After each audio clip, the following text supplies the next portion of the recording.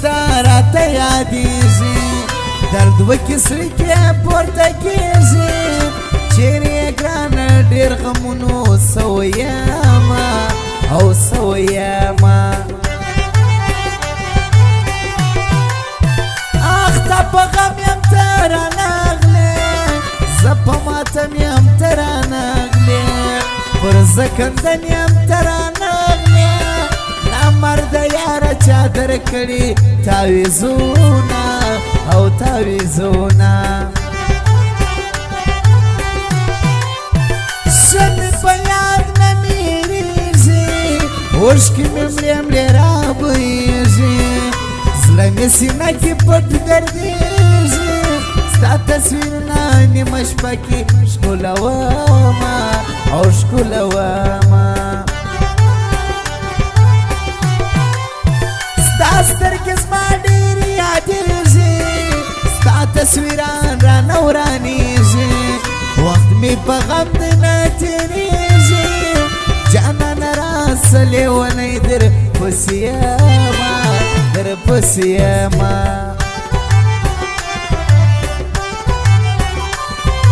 او خاص فرمایش د اسماعیل شاه ارماني طارق جان کاکل جان بیگ والا باز محمد نورزی سید خان سادات ابراهیم ترین او د مشر سید محمد لالام خاص فرمایش دی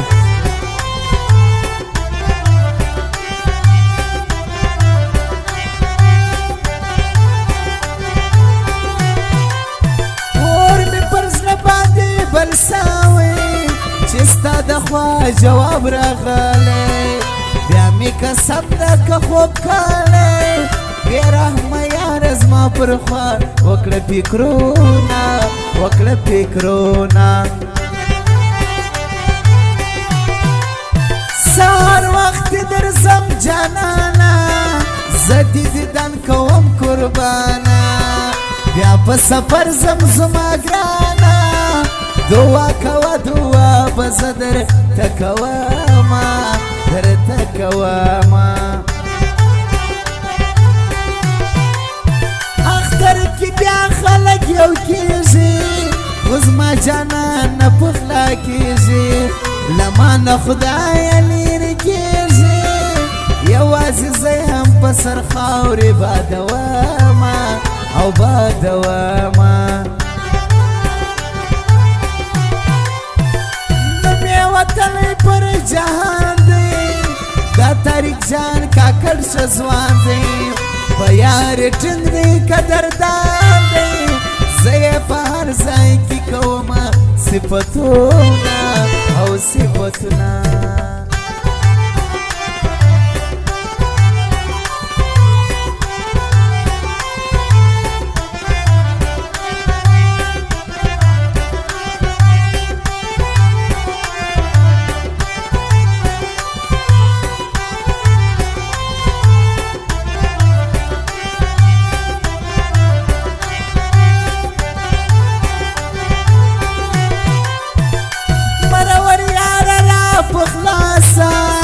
اسماعیل شاه ارماني راسه یاره زما د زړه دواسه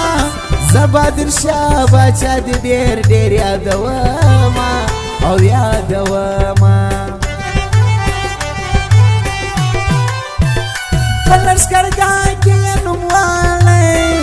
ضمیر جان ضمیر ښاغلی ما یې په کلکه لاس نیولی د ضمیر جان صفت فار ځای کې کومه